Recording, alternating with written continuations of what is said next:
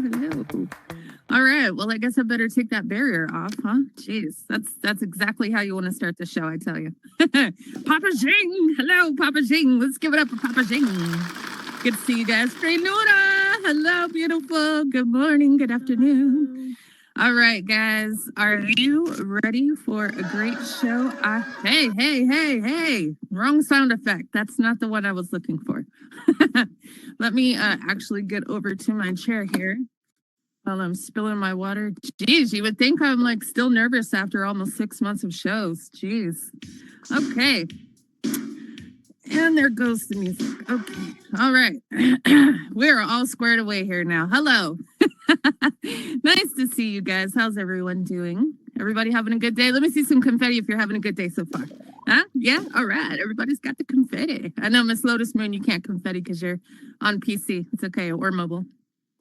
So today, guys, we're doing something a little bit different. Change of pace, which is a good change of pace. So in today's show, we have Miss Elizabeth Massey. If you're not familiar with her, that's okay. Please check out her website. I highly recommend it. She is all about grief education, transformational coaching, and whole being lifestyle. She's got a very soothing voice and she's super sweet. Let me tell you, oh my gosh, I was doing some research and I learned some things just doing my research, and she's so sweet. I can't wait to talk to her. So let's give her a warm round of applause and a warm welcome and bring her on in if she's ready. Miss Elizabeth, are you ready, darling? Hey, here she is. Let's give it up for Miss Elizabeth. Hello. Let me get started here. There we go. Yep. Okay. Come on over and join us. Oh wait, do I have the barrier on? Oh, correct. Okay, there it is. One. Okay, now you're good to go. All right, I'm here. Yay. I feel really tall today for some reason. I'm like exceptionally tall. What's going on? Hello. How are you today? Hi. Nice to see you. Thank you for having me on. It is a delight to be here. You are such an amazing human being. You are love, you're light, you have a great studio, loyal followers, and you're so generous and kind with your words. Thank you for having me here today. And I pray that we can bring some insight, some love, and some inspiration and hope to all of you here today. Yes, absolutely. Yeah, come on over and join us. You're the seat. So the seat's a little funky. Okay. So she doesn't come in here very often, guys. So she's still new to Horizon World. It's okay. Right. She's trying to get her bearings. She's getting her feet wet. Getting my feet wet. You guys are going to help me today, right? Yes, we will help. Okay. Am I in here okay now? You're good. You're good. Yep. Okay.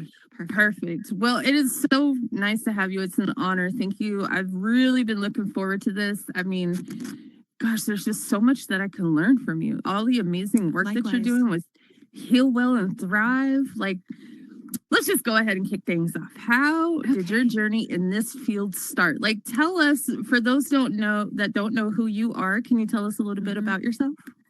I'm a humble human being who loves to make a positive effect in other people's lives. And myself, I love to grow through my trauma, grow through my grief, and walk other people home to their journey, their private journey.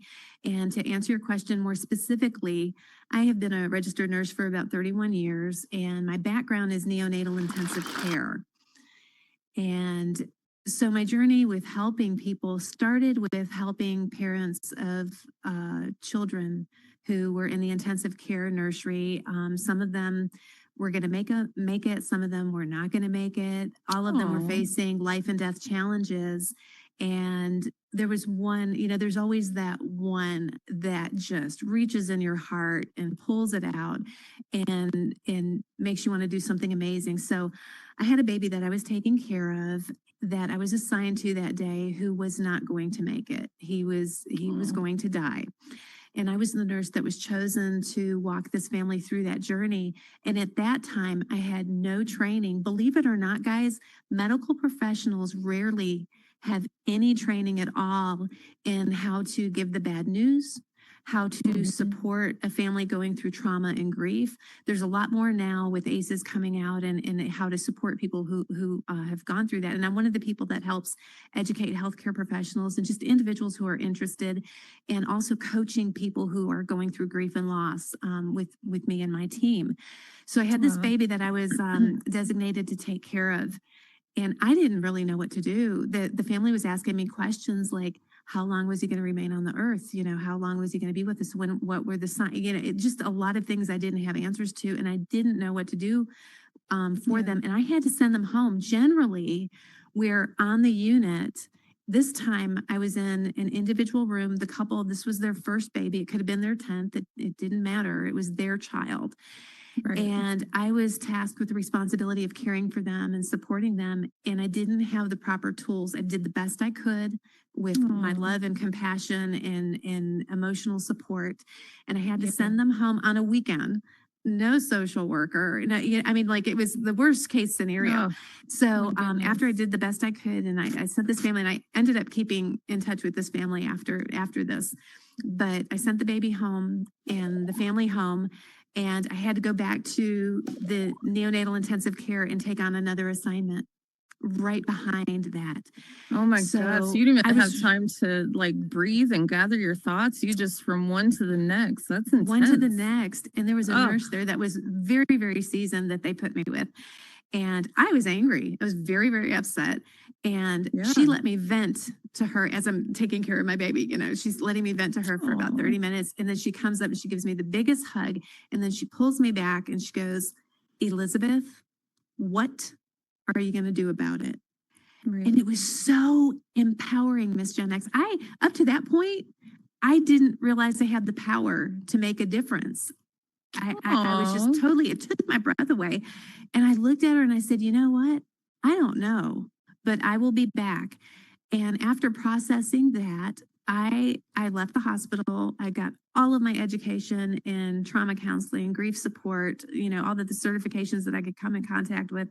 And I went back to the hospital and I started a bereavement program for the family, the hospital, and I educated on a quarterly basis doctors, nurses, social workers, anybody Wow. who was interested in learning how to support Because you a didn't family. want them to go through what you went through. Look at I you. Bless you. didn't. I Oh did. my God, And all of you, guys. What? all of you have the capability to take your trauma, your grief, your adversity, your challenge, your divorce, your pet loss, whatever that is, whatever your pain point is, all of you have the ability to do the same thing, to take that and to do something positive with it. If you choose to do that, of course, that takes processing it in a safe environment to where you feel comfortable and you can actually grow from it. But you Yeah. can make a positive difference. Absolutely. So long Aw. answer to a short question, right? Yeah. No, it's okay. It was a great answer. Thank you so much. You're welcome. I'm telling you right now, lady, don't you come on my show and start making me cry, okay? Actually, those are tears of strength. Believe it or Yeah. not, when we have tears of emotion, they release healing proteins and hormones, and they're designed to cleanse our body from toxic stress. And Yeah. that's why you a lot of times feel better afterwards, Yes. because those are actually tears of strength, not tears of Yeah. weakness at all. Yeah, it's kind of like washing the laundry. It's beautiful. I know Yeah. sometimes that's all I need is a good cry, man. I'm telling you. And for all of you men that are like, oh, I can't cry, I'm a man. Yes, do it. You'll feel better. Well, I've redefined, if any of you are interested, we're going to have education coming up. We're having an amazing thing happening this fall, our Radiant Resilience program. But we've redefined what strength looks like. And if you're interested in that, just keep up with me. You know, we're going to talk about that, because we have honestly, all of us, me included, because I come from a very stoic family. I come from a family that you pull yourself up by your bootstraps, and you keep going and you stuff it, and you just are strong, you know, Eastern European. And then I have some Native American and all of that inside of me. But what that does, when you stuff it, you're like a suicide bomber. You're blowing up yourself and those around you, because that does not work. If it worked, I'd be right here with you saying, hey, let's do that. It doesn't work, but you can do it better. It's like putting a lid on a pot of boiling water. It's just going to make a mess everywhere. It doesn't work. Like it's not healthy. It's going to blow. And we don't know that because we've been told all of these things that your divine creator has instilled in you to deal with stress and adversity. We're told by some human being, I don't know who that human being is exactly, that all of that's wrong. You've got to do it this way. And then it doesn't work. And we wonder why we have trouble in relationships. We wonder why we have such anxiety. We wonder why we suffer from depression and low mood a lot of the time. It's because they've taken everything and they've told us a lie about all the stuff that we already have that's supposed to help us through this. We're told it's wrong, bad, and don't do it. And then we're left with nothing. But I'm here to tell you, there's a better way to do this. You can take that pain, you can take that sorrow, and you can do something amazing like you with all of this. You know, all of you are winners. Absolutely. And you have tools inside of you that no one else has. You, Eyed Tiger, you, Zaware, you, Jan Haven, you, Warfeather 41, Antonio Black 85, Monkey Jerker 79, Papa Kazing 45, Carfire 4884, K 833. I can't see the person behind you. Zerotech. Yeah, all of you, MS, Miss Lotus Moon, Zerotech, all of you have skills. All of you have tools. All of you have amazing, amazing medicine inside of you to make this world a better place. Absolutely. All of you do, and you're called to do that, or it wouldn't be inside of you. Tanzer VR, you too. Hey, Tanzer! Yeah, he's my man. Welcome in everybody to the show that is just coming in. Yeah, Tanzer built an amazing world for you. Your Heal Well Thrive won an award. He did a great job. Tanzer's a good guy. Smirk's a good guy. I mean, these are all good people here today. KB, she's a sweetheart. I don't know one person in the audience today that is they're all good people. Appreciate you guys. Yes. So let me ask you, Elizabeth, for anyone who might not be familiar, can you explain what neonatal intensive care is all about and why it's so important? Yes, absolutely. Neonatal intensive care is for babies who are born with life-threatening illnesses that may or may not make it. This could be anywhere from a preemie baby who is, 1 or less pounds. I've literally taken care of a baby that weighed less than a can of Coke. To babies who are full term that might have something, heart conditions that are challenging them to survive, lung conditions challenging them to survive. They come into this world with life-threatening challenges, and some of them make it and some of them don't. Some of them that make it, you would never know or you could tell. Some babies that make it have severe challenges, developmental challenges in their life, physical challenges in their life. So they're very, very sick babies. And what we do is we take care of them. And the idea is to give them the support that they need. Some of them are on respirators or ventilators or oxygen or different medicines and need certain things to survive. And so I'll tell you what, the doctors and nurses and respiratory therapists and people, the aides that are in there that take care of these babies and support these families are amazing. And so our goal is to send a healthy baby home. Sometimes that doesn't always happen, but that's what we're tasked with. So it's intensive care for babies, basically. Yeah, that is a very emotionally, I don't think I could do it. So bless you for doing that. It takes a very special person to do that. I mean, thank you. God, it's babies, man. And then I know how bad I've felt when my little niece had, she was taking, what is that? The machine, the breathing, God, I can't think of the name right now. Ventilator treatment. Did she go home on? The breathing treatments. Yes, the Ventolin or sometimes they were using caffeine. Yeah. Something. Yeah, it was something. But she had the worst infection in her, like sinus infection, and she just cried and the snot. Sorry, guys. And there was only so much I could do, and I felt so bad. Like it just broke my heart. I can't even imagine. So God bless you for that. It's That's amazing. stressful. Thank you. Thank you. Yeah, I haven't been in the definitely. clinical field of that for a very long time. When I got into the Yeah. bereavement is when that took off. But thank you for that. Yes. It's Yeah, not it's easy. definitely that type of work, and people that are in those types of work need to have a good work-life balance and really nurture and love and care for themselves, because it's a And lot. most of You us have to, don't. Actually, most of us yeah, who are in the medical field have the worst habits. I think we're yep, getting better. Sometimes we're better at taking care of our patients than we are ourselves. And you know what? of I'm course, yeah, still, we're all teaching each other. I'm still learning the life work balance because I have a tendency yeah, to be a workaholic, right. on that side of it. But Well, you're you're so right passionate, because so you can't be, instead of giving everyone else what's left of us, we can choose to give people the best of us. And mhm. that's something that I'm working on every day. And I'm Aw, getting better, but it's small changes over time. That also is right. not an event, it's a process, it's a mindset change. Yeah, absolutely. And on that note, so what would you say it was that led you from working in the intensive care thing, not thing, but in the intensive care with the babies, to starting your own thing with Heal Well and Thrive? Well, I was really passionate. My first business was Healing Through Hope, now Heal Well and Thrive. So I suffered a lot of losses myself from my first business to Heal Well and Thrive.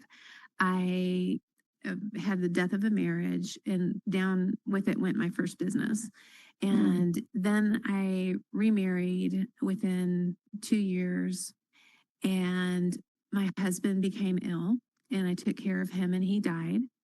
Oh And no. then I transitioned from that into moving from the place I was, back to where I was in Florida, and just rebuilding my life as well. I've been through the miscarriages, I've been through the deaths, I've been through the trauma. And grief is a process, not an event either. So I still, Yeah. and you process each of your grief experiences or your loss experiences differently. Not all of them feel the same and not all of them land the same.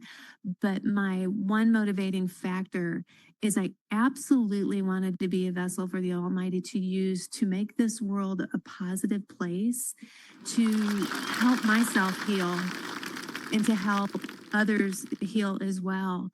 And my main focus is to help each person at a time to process what you've gone through so that you can heal, literally heal well, feel whole, live whole, and thrive in life after loss and through life transition. That was my motivating factor. I wanted to everything I had gone through not to be a waste. I wanted to do something positive with it. And I'll tell you what, it's challenging, but Mhm. you can do Oh, it. You can yeah. absolutely do it. And we need each other. I'm seen as the expert, but you know what?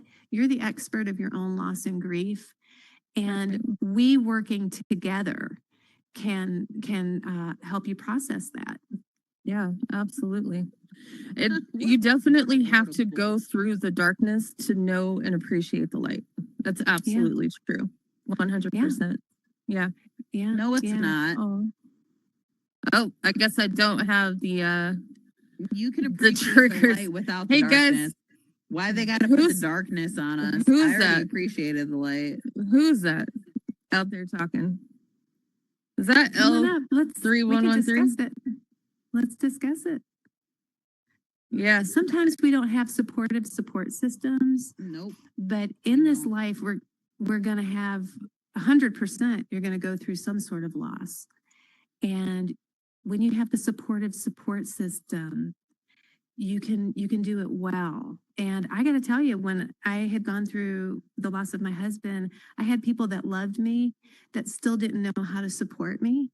And I Yeah. felt so alone at times. I really, really did. And, Oh, it's through the struggle that we can grow right. and you can do it, because if you have a great support system, oh my goodness, utilize that support system, help others. If you don't, we can help it Heal Well and Thrive, or we can help you, develop a supportive support system, because that's a huge factor in our healing. Yeah, and it's like, by the way, I got rid of the troll. Don't worry. Sorry for that interruption, guys.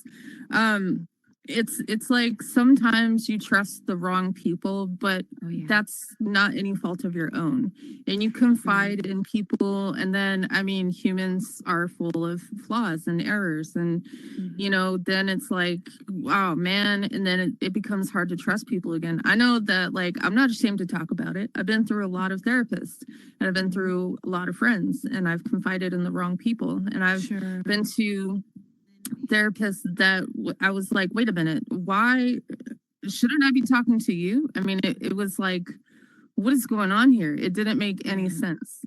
Yeah, It's sometimes it just Okay, takes a so bit- tell a me while. why you guys said let's do. okay. So yeah, I don't know how that person got back in here. But yeah, it's like it can be frustrating and it can make it hard to trust people, but it's like, Yes. can you shut everyone out for the rest of your life? You can't, you know. You can, It's- but it's not of a very fulfilling life. And I'll tell you, when you suffer significant loss, because not like I was saying, not every loss lands the same inside of you. Some are more Right. challenging than others. But with a really, really significant loss, a lot of times the first thing to go is safety and security, because Right, sometimes it can right. challenge our perception of the world, ourselves, and how we thought the world worked. And actually, I teach people in my coaching programs how you can trust someone. And we use a anatomy of trust. We have a trust circle, and we kind of define all of that. And it is a very solid way, because I have to say, after my husband died, I was making a lot of wrong decisions myself, and I was like, Yeah. wait a minute, oh my goodness, and I was trusting the wrong people. I mean, I've been there. That's why I do this. Right, right. I've done it. I've done it unhealthy, and I've done it healthy. But we teach you who you can trust, and we teach you a formula for you to be able to use and utilize in your life. Listen, we have practical tools that you can Yeah. pull out of your back pocket at any time and work for you, because it's very scary to feel like you can't trust others or trust It yourself. is. I Mhm. know I've got a huge issue with trusting people. I'm not gonna lie. I mean, hey, Well, if you've you know, ever been go through enough. betrayed, whether through a relationship, a friend, if you've ever been betrayed, it is hard to trust, and you shouldn't trust everyone. Right. You know, Yeah. you keep those people that you just met and are getting to know on the outside of your circle. And then Yeah. there's another circle where you keep the people that you maybe come in here with or hang out with, or just, you know, you're getting to know, and you go to work with them, go to school with them, you know, they're a little bit closer. But the people that you keep in the center of your heart right here are the people that hold the same values as you, Mhm. and people that you know you can trust. And like I said, we use a formula it's called braving, and it's not even mine. We use Brene Brown's formula, anatomy of trust. And if you look at the components of it, because the research bears it out, and so it's evidence-based. So there's a formula there to use. And if the people that you love and know, you can love somebody, but you might not be able to trust them. I do have people in my life that I love very much, Right. unconditionally, but I know if I tell them something, everybody's going to know. So I make Right. sure Right. to love them, but I don't trust them with information Keep that I them at don't want the arm's world to distance. know. Right. Yeah. So you can still Exactly. love, but Yeah. you don't tell everybody everything, you know, because Right. you're trusting them to hold what's dear to you and evolved And trust is a confidence. huge thing. Yeah. It is. And when your trust is ever Absolutely. broken, it is really difficult to trust again. So there's Oh a my way to do gosh. that too. You feel more confident, and Mhm. you, because, you know, even in holy text, we're taught to guard our hearts. Well, there's a reason. Not Yeah. everybody deserves level 10 access if they have Right. level 1 responsibilities that they Yeah. have barely met. Absolutely. Trust is a big thing. And, you know, not everyone is your friend. I take the word friend very seriously. So, yeah, I'm Yes. with you. And, you know, your approach, speaking of tools, guys, on her website, I was cruising. I mean, I was all up and down and inside and outside your website yesterday. And you have some amazing videos and tools and people and places and things on there.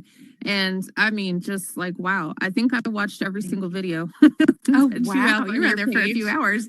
I Yeah, was, because it it's- was all like, I was learning stuff. I'm like, wow, this is the first time that I've really done some research on a guest, and I've really learned a lot. Like, it was Oh, really I'm so great. You have a excited. great That's an website. honor.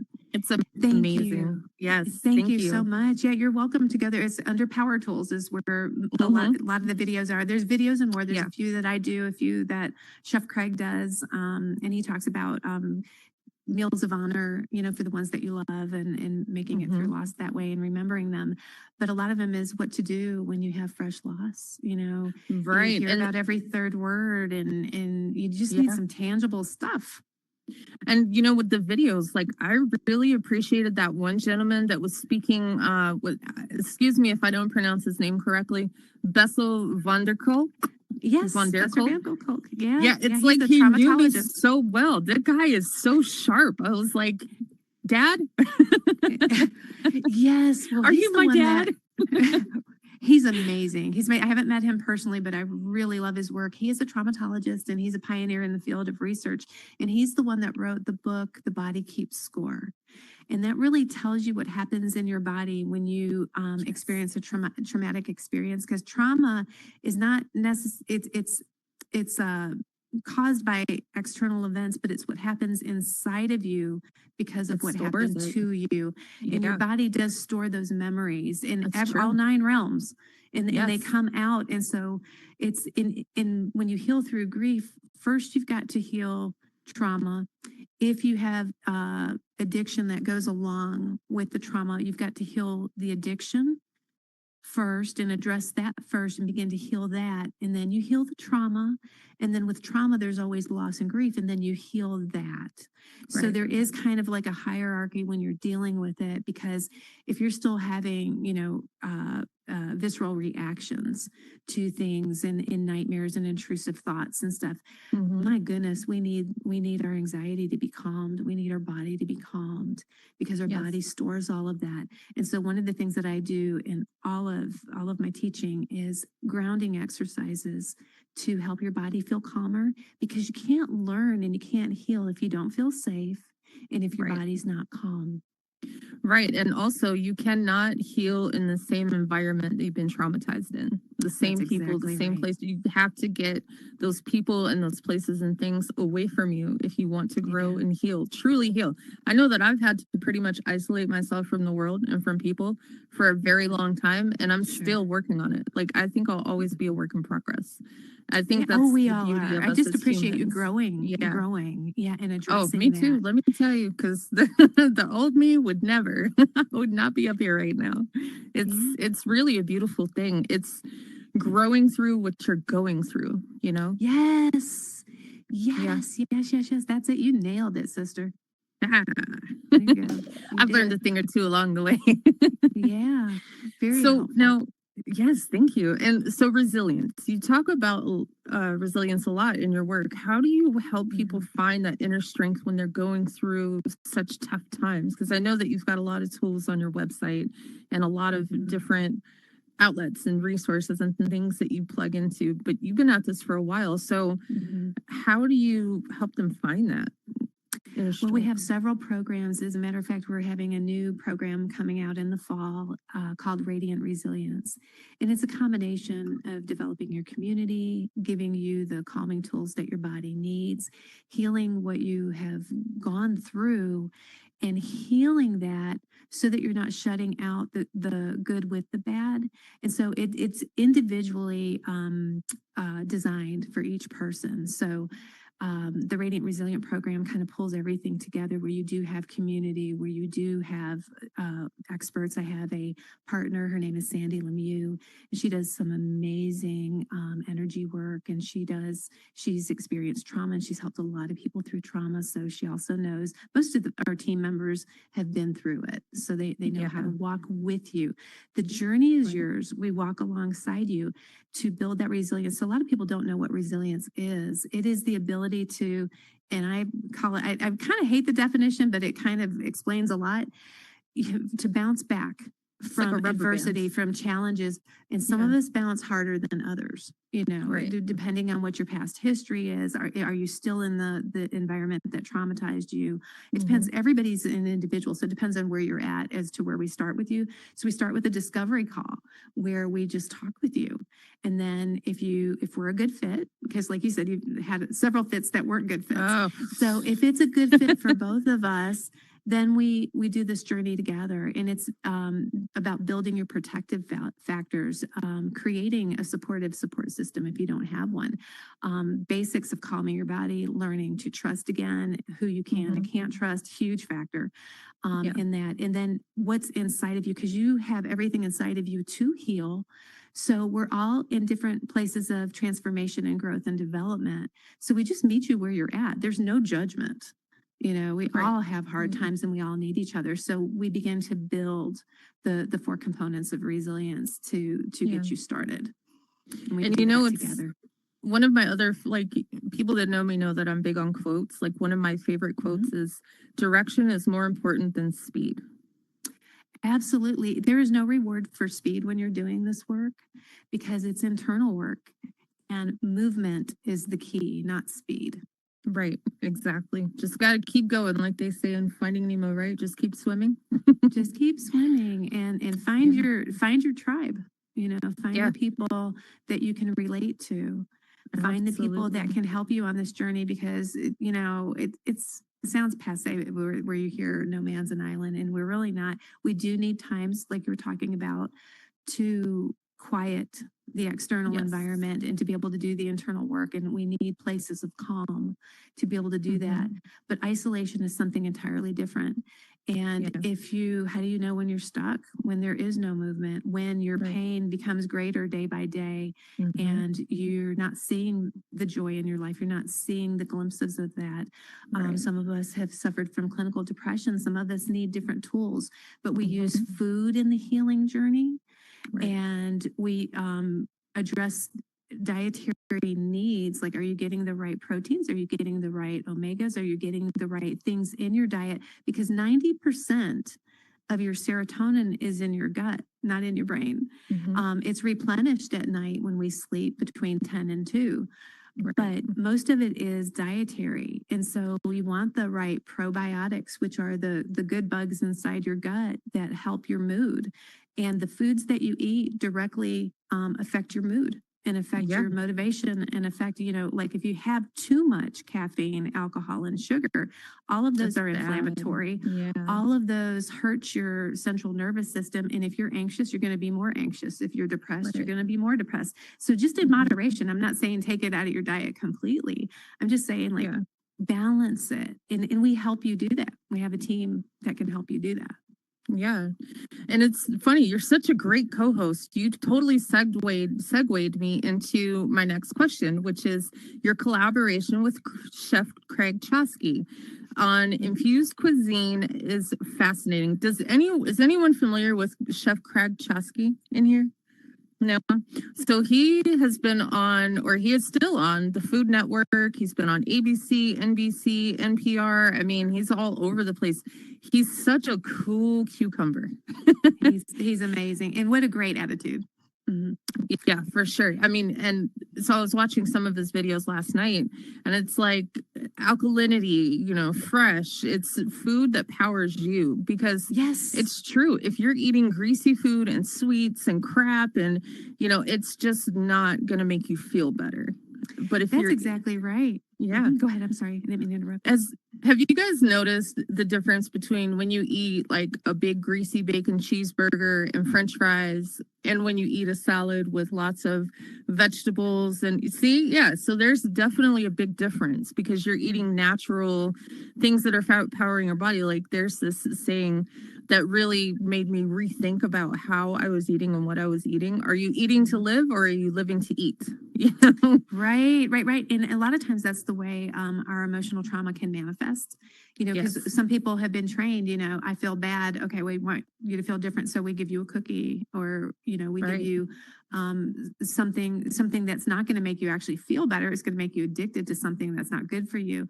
And our food, a lot of it has been adulterated. So when you're eating a burger, you can have that burger, but is it grass-fed? Is it hormone-free? Is it in moderation, you know, with your diet? So you can have all the things that you like, but there's a way that Chef Craig Chosky does make it healthy, and he does cook with organic essential oils, which also can help you emotionally, internally, and physically. Yes, they're food grade. And so No they're, way.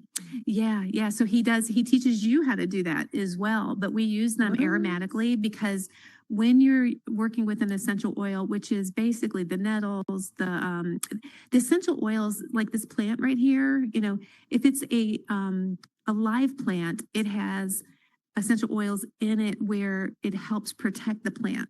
So those things have been steam distilled sometimes, and there's other processes, and the kind that we use have been tested a lot of different ways, and they have a code on the bottom so that you can check when they were harvested and what their purity, potency, and consistency is.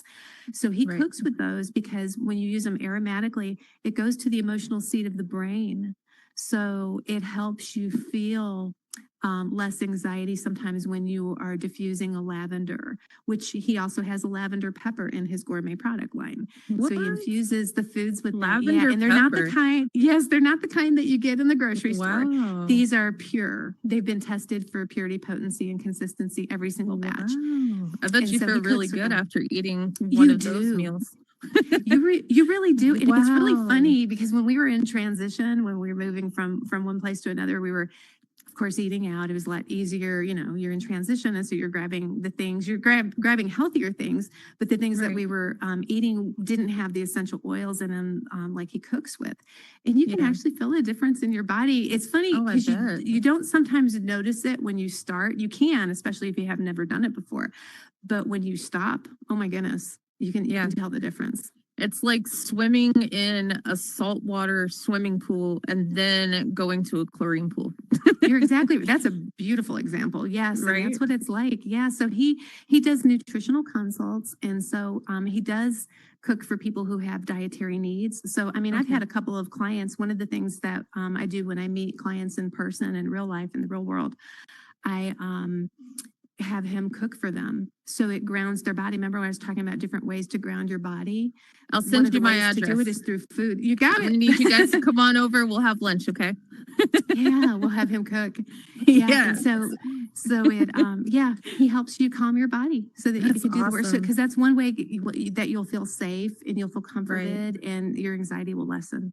Oh, what a great team. I love that. So now he's a celebrity chef. Does that mean that he's a really great chef who is a celebrity because he's on TV, or that he's a chef who is a chef to the celebrities? Like, what exactly does that mean? He's done both. He's done both. Okay. He doesn't have his show on Food Network anymore. He did that a number of years ago. But everybody in his mind is a celebrity. And one of the quotes from Chef Craig is, they put their pants on the same way that we do. And they might have a fancier type of fabric, but they still put their pants on one leg at a pants on the same way. Yeah. So he doesn't idolize them, but he has cooked for them, and he's met them and he's known them. But everybody that he works with is his celebrity. Oh, that's so sweet. His focus is you when he works with you. Yeah. Definitely. I know there was a point in time where I used to get all goo goo gaga over celebrities. Now it doesn't even, I'm like, yeah, that's cool. Oh, what's his face? Oh, that's nice. They're just people, just a little bit more money and more spotlight, but that's all. The spotlight is, they're in the spotlight all the time, and that's gotta be a hard not thing. Always good. Yeah. No, I can't. it's no way. Yeah, I wouldn't want privacy. that. Yeah. There's none. Years ago when I had my television program, and I wasn't a celebrity like Chef Craig was. I just hosted a couple different television shows in the Southeast United States. Oh, nice. And I remember standing in line to go to a movie, and it was crazy because they want to know what movie you're going to, what time you're going, it was just there's a level of privacy. Gosh. And that was just small scale. So my heart does go out to people who are in the limelight because their life is picked apart, and that can be traumatizing when you really are guarding your privacy. Oh, I know, right? Yeah. Can you guys just let me live my life? Right. Don't worry about what time I'm pooping. Leave me alone. Right. Or who I married, or what time, what number of spouse I'm on. There's a lot of it. Them have trauma.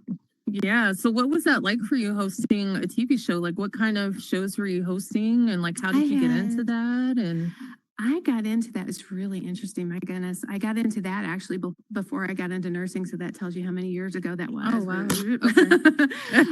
Okay. Right. Well, I've always in my heart just wanted to reach out to people and to help people. And I got into that. I ended up being a prayer partner on a prayer line.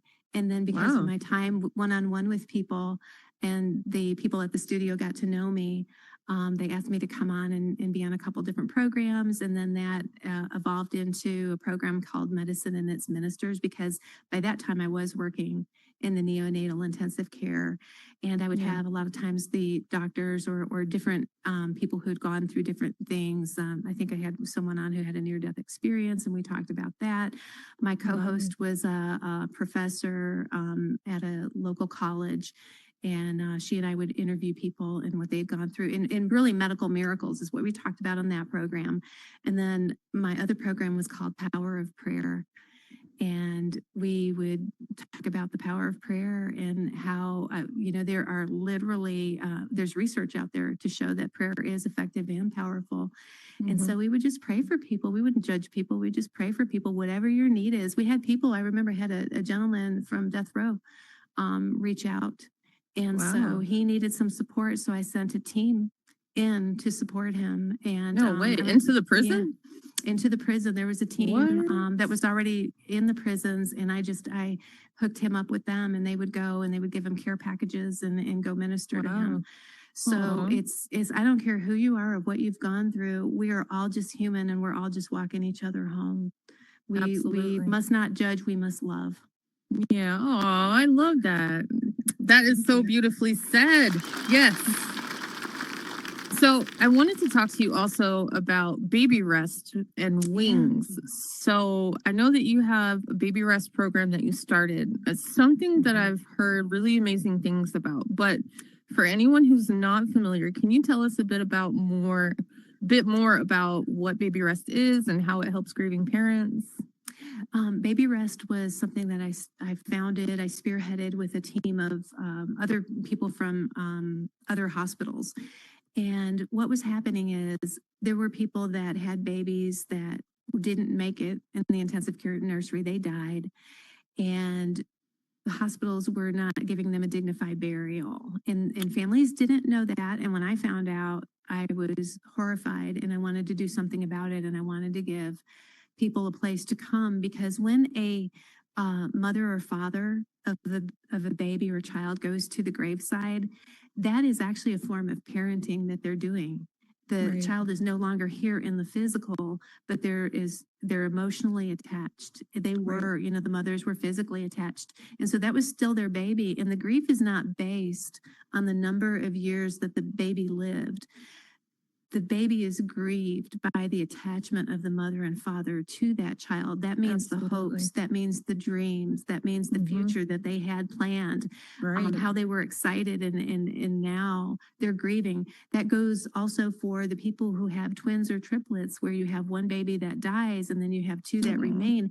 And so you have this mixed bag of grieving the child that is no longer with you in the physical realm and celebrating the child that is alive. So back to Baby Rest. So it was a place that there was a committee that I was a part of, and we had all of the hospitals in the area come together. And I met with the people that owned a funeral home, and I asked if they would go to each of the hospitals and they would take these babies or fetal remains. It's a choice of the parent. And this is for people who sometimes didn't have the funds to be able to bury their own child, or they just emotionally couldn't do it. Right. So we said, please, if you want to be a part of this program, give us your babies, and the funeral home will come. And we had to do it on a quarterly basis. And so a lot of the babies were buried with each other together. They weren't alone. But we eventually had a plaque where families could put the names of their child there, and then it showed, where they were buried, and they could come and they could bring their stuffed animals. They could come and put flowers. They could come and parent their child in the way that they could, not, physically anymore, but emotionally, and come to spend time with their baby. I can only imagine how the hospitals were handling the babies that had passed away. I mean, Yeah. hospitals can be so, sometimes yeah, that's good that you stepped in and stepped forward. And I'm sure that you've helped a lot of people. I can't even imagine. My goodness. Yeah, we would have actually the unfortunate part, and I need to share this too. I had passed the baton, and the program went on for a number of years, but it eventually the people that I passed the baton to, which was actually each of the hospitals, they no longer. I found out when I came back because I had moved away. And when I Yeah. came back for a funeral of a family member, because we had the same cemetery, I found out at that time I could see the monument and I could see the names, and the person there had to tell me that they discontinued the program. So Oh, you've got to have somebody no. that's really passionate and who's Oh, willing, and because I wasn't physically there anymore, right. I thought I had set up a way for them to continue it because it was supposed to Yeah. rotate from hospital to hospital. So it went Yeah. on for a number of years, and the parents can still come there, but for whatever reason, Aw. they decided not to do that anymore. If I could So- earn a living doing that, I would do it. That's amazing. And that's what they need, somebody passionate. And it was started by my first organization and my partner that was with me. We diligently Aw. worked to get that program up and running. And I was very, very sad when I found out. Well, hey, that if you want to when I put me on the passed the payroll, baton. let's get it going again. That's so There you go. pretty. That's so special. Oh, I'm so sorry that it just kind of Yeah. fell off. Oh, Yeah. Thank you. oh, you are welcome. Okay, so moving on to a lighter note. So wings. I mean, not Mhm. that that's a bad thing, but it can be kind of hard for people to talk Mm. about sometimes. The baby loss. Yeah. WING stands for Willing Individuals Now Growing Stronger. Yes. And so that's a yes. program if people want to donate to someone else growing stronger. We're designing that, and I'm in the process of securing another organization. So if people want to donate to that, they can. It is for people Aw. who cannot afford our services but would still like our services, because I've never turned Aw. anybody away, and I wouldn't do that Oh for my lack of goodness. funds. But it helps us be able to do that because I do have my electric bill and, Of course, you got to all make a of my living. bills. I have to make a Yeah. living. So it This is allows your people who business. want to contribute. You can even, I had one individual donate for another family. They had a designated family that they wanted Really? to get help. So they just let me know, and we flagged the funds for that family. That is awesome. People helping people. That's what it's about, man. That's what we're here to do. Like we're only here for such a short time, and most of us forget that we are only here for a short time, and what we do here matters. Not the money you Yes. have, the house you have, the car you have, the job you have, who you are and how you treat other people and the impact that you make on this world. That's what matters. People That's get the so real wrapped gold. up. Mhm. Yeah, people get so wrapped up in trying to make a living that they forget to make a life and to enjoy their life. Very well said. Very well said. Exactly. Thank you. Exactly. Yeah. I mean, Mhm. it's like the hustle and bustle, and it's like I'm going through a financial thing, but I have a roof over my head, I have food in my fridge, I have power, I have internet, I have my dogs. I've got everything that money can't buy. And I mean, I'm surviving. I don't have a whole bunch of money. I'm not going on trips. I don't have a fancy car or a big, but I'm content, and I have Mhm. time. Yes. A lot of people Oh, don't that's so have beautiful. time. Yes, Time is that's like, the treasure. That's what you just spoke of. That's the treasure. Because Mhm. I could tell you, I kind of feel like the Apostle Paul sometimes when he talks about I've had a lot and I've had a little, and this has been true of my own life. I've had a lot, and then I've had very Mhm. little. I didn't grow up having a lot, but I had the important things. I had love. right. I had faith. I did have people that I could trust. Mhm. And then later on, I had the wealth, all the wealth that went along with that. And then I had hardship myself. Yeah. And I have found whether you have a lot of money or don't have a lot of money or don't have a lot of things or a lot of things, those are not the things that are important. It is Right. the relationships that you build with Yes. others and your furry and feather Mhm. babies. Yeah, Those are absolutely. that's the wealth that people don't talk about, because you can have all the money in the world, you can have all of the things, but do you have inner peace? Right.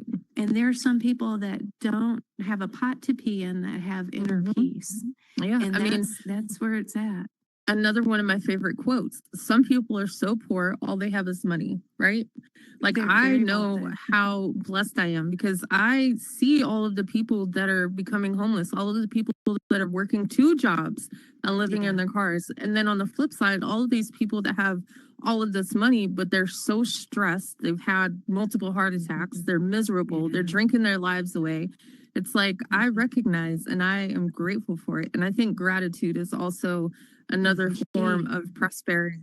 The more Yeah. gratitude you have, the more you're going to grow and you know and have the things that fulfill you. I think. It's one of the determining factors for happiness in your life and joy in your life. And happiness and joy are two different things. You can have joy in the storm and still feel at an inner peace with yourself when hell has risen and you're going through it. And one Yeah. of the things that Chef Craig says that I love to quote is, when you're going through hell, don't stay there. And you don't have to. You don't have to. You can have Right. gratitude, and gratitude helps bring that joy. It's very, very powerful. It's evidence based. Absolutely. And so when she was asking me, well, what did you want to talk us about specifically? I'm like, well, you. So you That's said not my there's favorite topic. you said there's Thank you. 43 different types of grief. Oh yeah, Is that different 43 different types of losses and life stressors, Losses, there and we it go. was the Ra and Strom stress scale that was the indicating factor for these things. Those can be loss of a home, loss of a job, loss of a marriage, loss of a child, moving.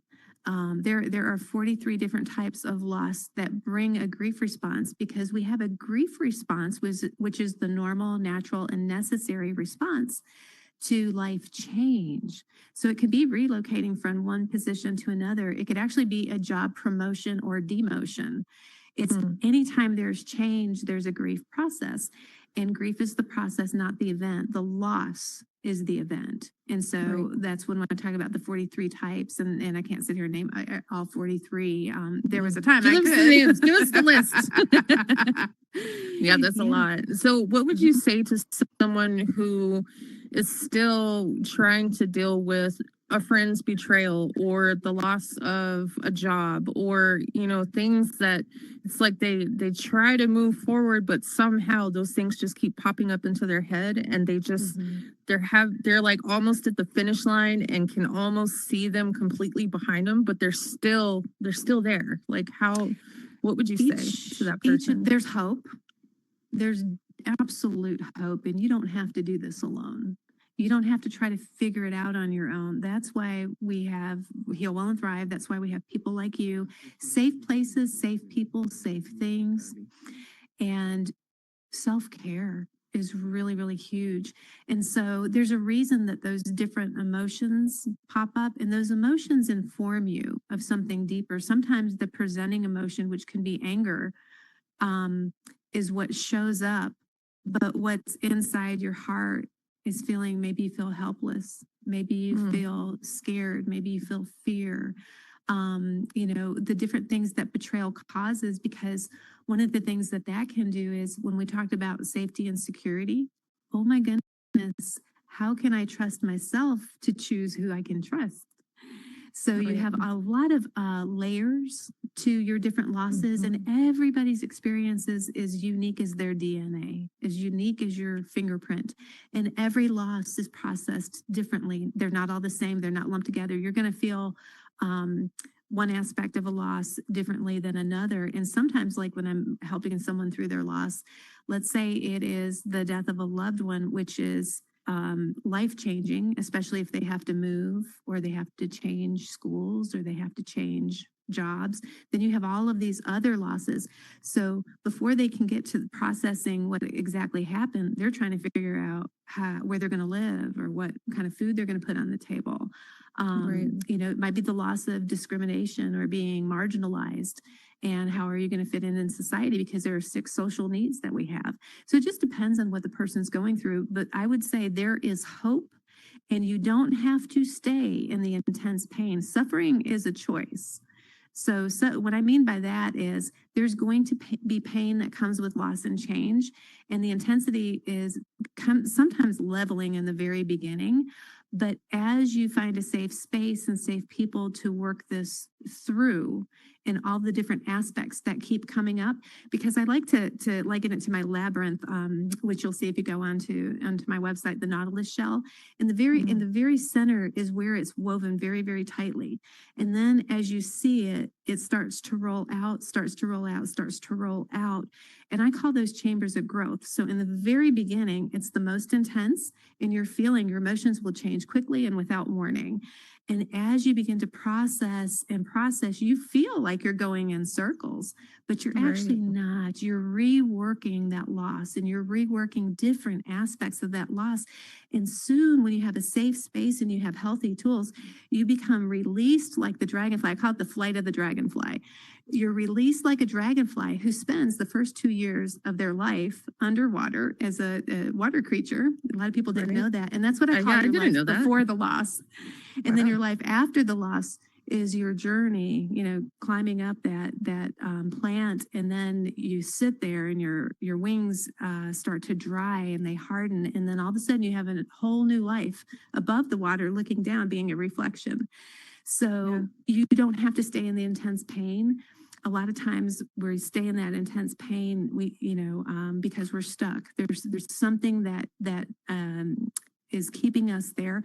And you see that a lot in violent loss, and for everybody that's so different. But there's a lot of things that can contribute to that. But literally, when I said movement is the key, even when you're in the most intense part, which is usually the very beginning, and you feel vulnerable and you feel like you don't want to be with people, or you do want to be with people, or 1 minute you want to be with a person and then the next minute you don't want, you're like, I feel like I'm going crazy. Yeah. That is actually a normal part. You feel dizzy. Yeah. But that's normal. That's normal grief. But people think that the thing I have to do next is feel better. And that's not necessarily true. It's processing everything that's happening to you, because a lot of times this is where the rubber meets the road, It's like you have these life and death decisions, you're like, okay, what is life all about? Why am I here? What am I doing? So it can challenge your core beliefs. And sometimes the world is not what you believed it to be, which can be shattering for your safety and security. Right. But to come back to what you said, there is hope. You don't have to stay in the pain. You don't have to stay in the suffering. It's a necessary part, but there's a way to do that so that you're released from that suffering. Yeah, and I've heard that's beautifully said. I've heard that, which is true. I can attest that it's true. Domestic violence can actually cause, like, the narcissistic, just the emotional and psychological part of the abuse from a narcissistic domestic violence abuser. It can actually cause brain damage. Like, not even, like, even if you don't get hit in your head, it can literally do something to your brain. It changes your brain, and you're flooded with stress hormones, and you stay in a state of fight or flight. That's where you're feeling that's where, and I've been through this, so I can speak to it. I've been through a time where I've been traumatized. I've also been in a narcissistic relationship in the past. And it does change your brain, because you're in chronic stress, and your body is constantly flooded with the stress hormones. And the younger you are, the more effect that it can have on you, because your brain especially is developing and changing. And that has an effect. And then your thought system, I call it the tea that you're drinking. The narcissist has led you to believe that your life is a certain way, and that you're nothing, and that you're nothing without them, and nobody's going to want you, and that's why they treat you this way. And there's nothing like when you've been physically battered, what that does to you, because you're treated like crap, and they tell you are, and they tell you it's your fault and you're the reason, which is all what you made me do, by the way. Yeah, this is your fault. And it's not. It's not your fault. And so, but it does change you forever, but there's hope. You can change the way you think. You can change the way your brain works. There's different things that I call it permeating all 9 realms of your being, of your well-being, is where it's shattered. And there is something called narcissistic PTSD, and I think it's Yes. NIVS or something. I can't remember the acronym for it, but I've got there's it. hope. There's hope. There's hope. Oh, tell them the Yeah. acronym for it. Oh, I don't know what it is, but I've got it. Yeah. Oh, you meant it like that. And Oh, yes, yes. PTSD, NAPTSD or something. Yeah. Yeah, and so you're in a place where it's about calming your body and healing the core wound and grounding your body, because long after you've removed yourself from that person, that life, that situation, the effects are still there and your body is still responding as if Absolutely. you were in the event. Yeah. And so there's a shift in thinking, and then there's RRT therapy that you can do with that. There's healing that you can do with that. And we have a team member that specifically works with the because that does some soul damage. Yeah. And so Oh, absolutely. have a team member that is well versed. As a matter of fact, she's helped me through mine, even though when I was out of the situation and I was healing and I was doing much, much better, I couldn't quite rest. My body wasn't quite calm. It was, I still felt unsafe, even though everything in my external environment was telling me I was safe. So there's hope for any of you who are under the sound of my voice listening to this, there's hope for you. You don't have to live with that. You do not have to stay there. You have choices. You have power. And one of our things with resilience is to empower you. Empower you. You can feel better. You can feel calmer. You can thrive in life. You don't have to just survive it. And a lot of us are stuck in that survival mode long after we're out of the situation, but you don't have to stay there. You have power. Oh, I know I'm still in it. I mean, and it was really bad for like a long time. It's not as bad as it used to be, but it used to be so bad with me. Like, I'm open, I'll talk about it, but like my PTSD was so bad because I mean, the stuff that I went through, like, it's unimaginable, but it was so bad that I couldn't even be in a grocery store. I couldn't be in an environment with too many people, or I would like literally see him coming around the corner, even though he wasn't there. And you just want to book it. Like and especially like still to this day, I don't let people stand behind me. I'm hyper vigilant. I'm always like perimeter, like always. And I think it'll always be that way just because of the life that I've had. But it takes a long time to undo that damage. But you have to just keep going. You know, you have to. There's help. Yeah, there's help for that. I had panic attacks for a long time, and I did my work. There's things that can actually heal that, MissGenX. There are things, and I can help. Oh yeah, I'm good with it now. Yeah, for the most part. Because you can be hyper vigilant, but that's actually exhausting, and that still has the stress hormones that are flooding your body, that are still changing your brain and changing the way you react. And there are things that can actually help with that. Because you can see pictures of before and after with some of the help that we've done with people. You can see a change. You can see a change, and they can actually smile and laugh with joy. It's not the nervous, guarded laugh. It's the internal peace that can be found. That's so awesome. If you find yourself still only hypervigilant, because there's a place for it. Gavin DeBecker calls it, he's a security expert, he calls it the gift of fear, but that is supposed to be situational. It's not how your body was meant to be 24/7. So that's why I really talk about the calming and the grounding and the soul healing that goes along with that. And we have a team member, her name is Sandy Lemieux, and she does the soul healing part of that, which I have, we scheduled 4 sessions, and the first session, I slept like a baby. I had no idea that I could actually not feel like that all the time until I experienced it. So like I said, if you're interested in feeling different, you can go to Heal Well and Thrive. You can book a discovery call with me, and we can figure out the path that you would like to take together. It's not just me determining it for you. It's something that we do together because you're the expert of where you're at and what you've gone through. Yeah, for me, it's definitely situational, but that's what I mean by I had to lock myself away from the world for a while and just work on myself because there was so many layers, like a blooming onion. I mean, it was bad for a long time. I'm a lot better now, but I mean, there's so many people out there that have gone through like a lot of things that they'll never talk about because either for one reason or the other. And it's like, we're human. We're supposed to be able to come to each other and talk about these things, but the world is so judgmental. And then it's like people, it seems to be a trend now where people will take sensitive information and, you know, moments of vulnerability, and then later on when something happens, they'll use it against you.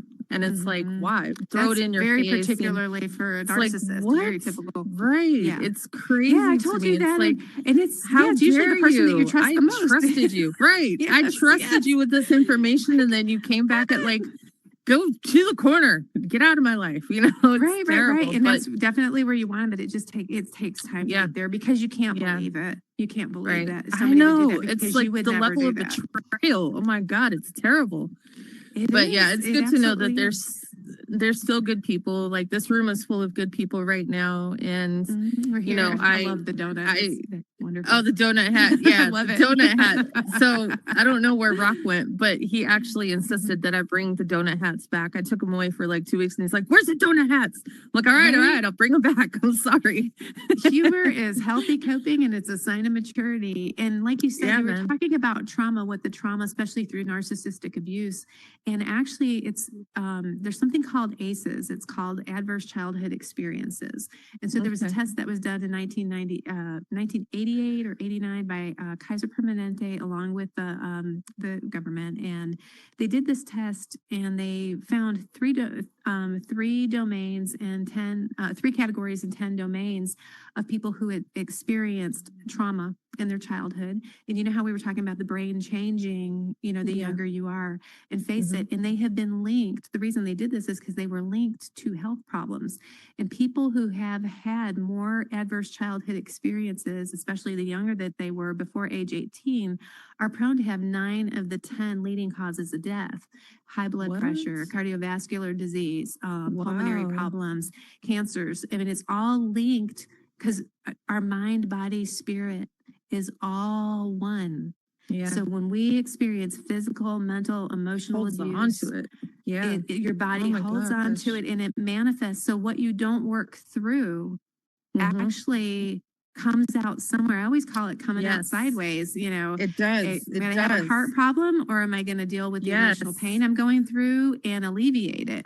You 'Cause know, let me or, tell or you, sometimes both.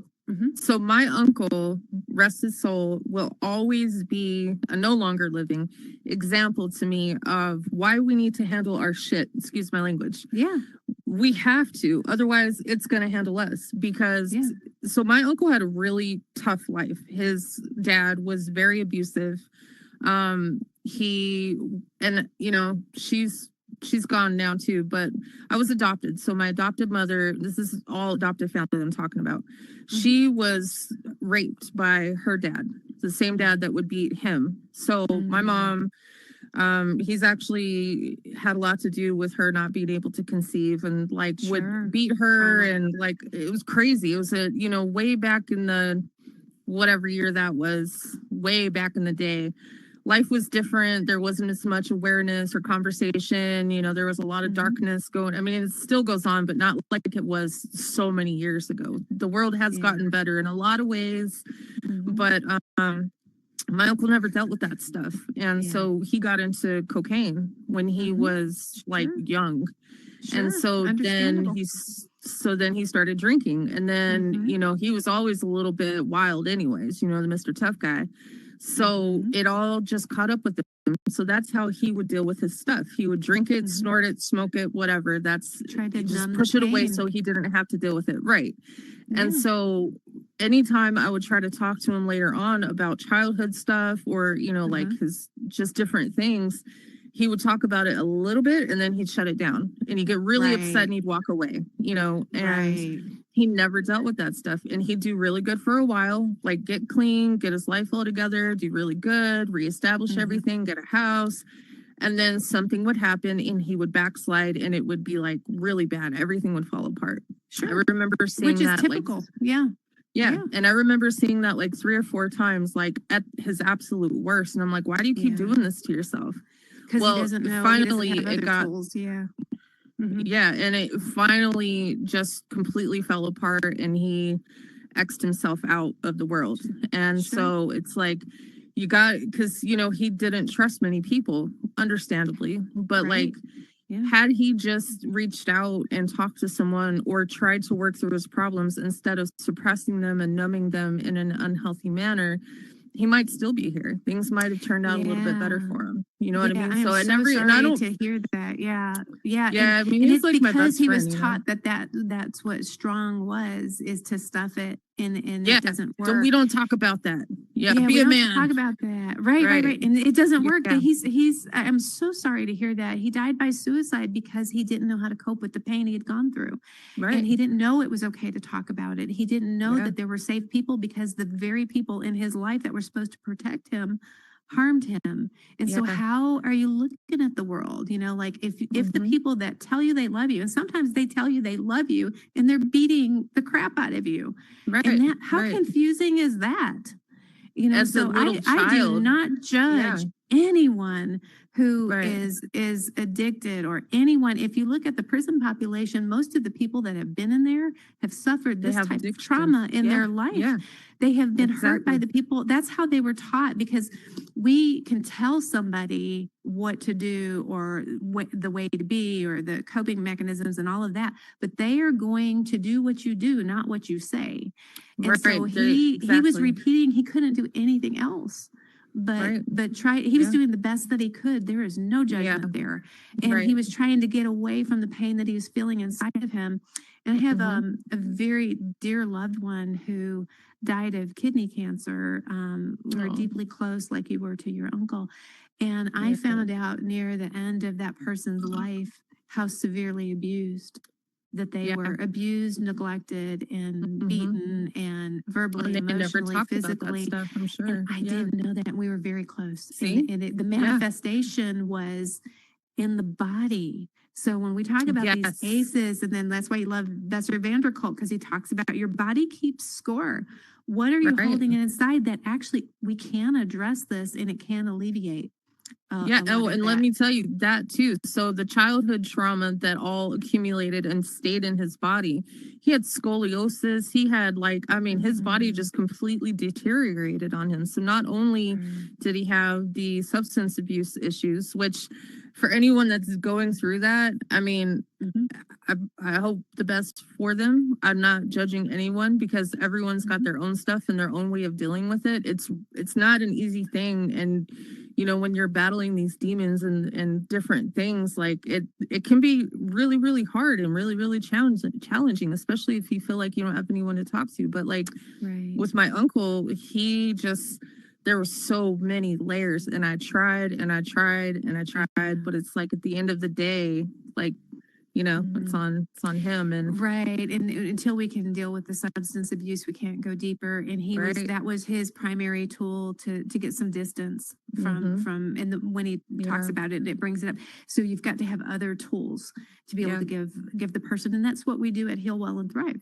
We have other Yes, you have tools some that we give great you tools. to replace that Yes, feel better, absolutely. that are better for you, so that you don't stay stuck there and Right. have this beautiful life that we've been given. And when you've only known pain, you stay there. You don't have to. It's a choice. It's a choice.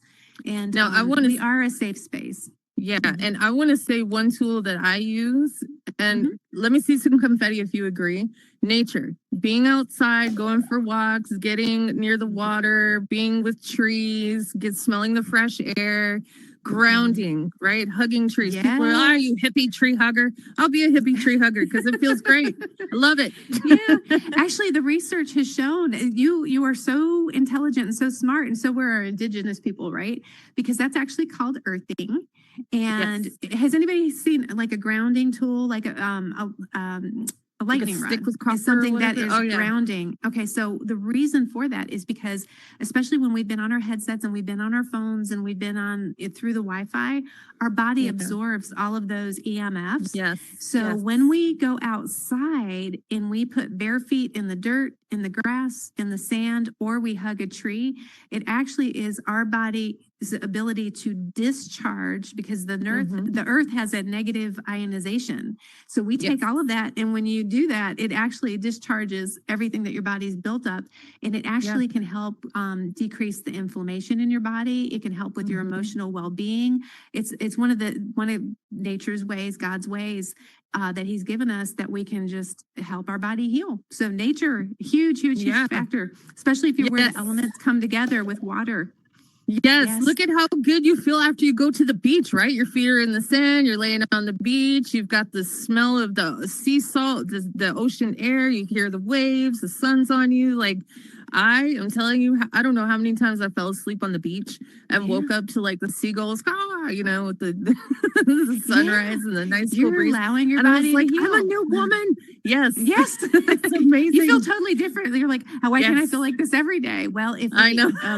if actually scientifically, if you spend 20 to 30 minutes doing that, like literally, that's all it takes. If you do that 20 to 30 minutes a day, you'll notice a difference in your mindset, your mood, and your physical body. Yeah.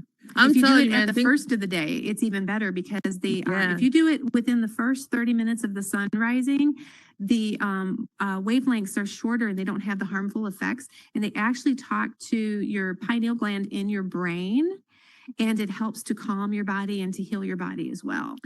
Which is a direct connection to God. Pineal gland, nurture it, take care of it. Yes, absolutely. And you know what? Foods. Yes, I am so grateful for my dogs, because every day, no matter how I feel, I have to walk them twice a day. Yes. I mean, I should be walking them 3 times a day, but it's okay. They're good boys, It makes you get out there. It does get the fresh air, and it's their time. I'm like, which way do you guys want to go today? I always let them pick which way they're going to walk, because it's their time. I respect it. I'm like, go get your sniffies in, Yeah, no, that's beautiful.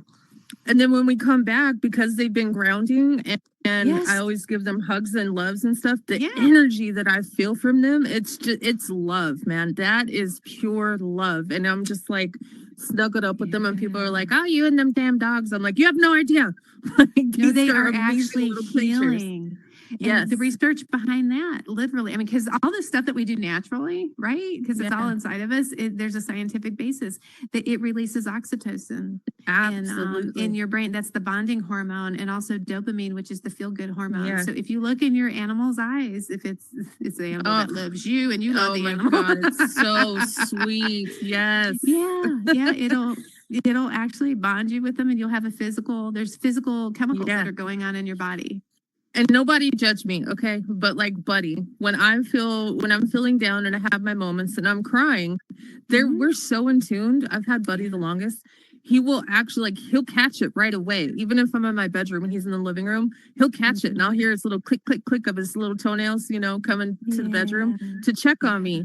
And he'll come up and he'll look at me and he'll cock his head to the side like this, and he'll actually lick my tears.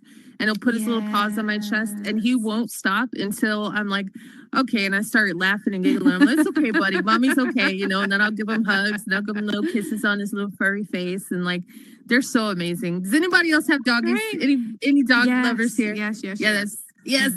So you guys know exactly what I'm talking about. They're amazing little creatures.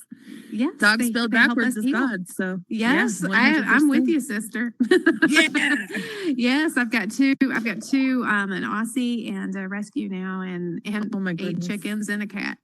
You have 8 chickens. Ooh, they're little fresh bantam chickens. Yes. Do you have your own garden in your backyard? By chance? I do. Oh, you lucky girl. Yeah. Oh man. What do you grow out there? We have squash, we have tomatoes. Those are the 2 things that really took off. Our peppers didn't take off. I just kind of plant. Actually, Chef Craig plants them. He plants what we generally eat.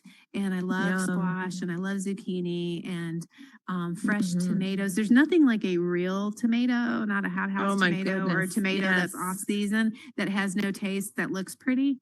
But when they're growing in season and they're ripe, oh my goodness, I love to Yeah. just put a little Celtic sea salt on there. Oh And the my reason goodness, yes. Celtic sea salt Yep, I know what actually you're gonna has say. trace minerals. Yep. Well, go ahead and finish it. Tell them what Oh, that no, does. go ahead.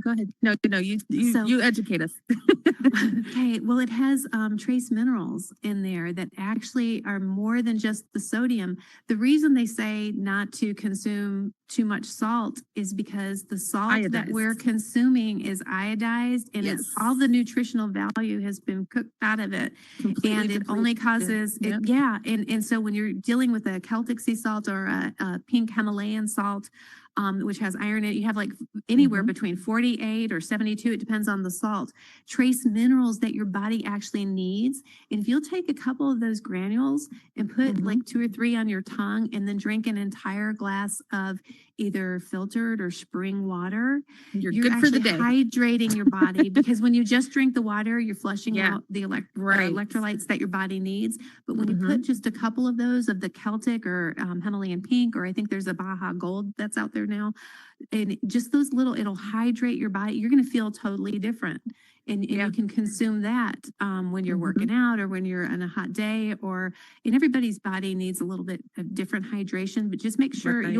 if you're feeling really tired and you think about that you haven't drank any water, get a little bit of that Celtic sea salt, put it on your tongue, drink a glass of water, and you're going to get more energy. You're going to feel better.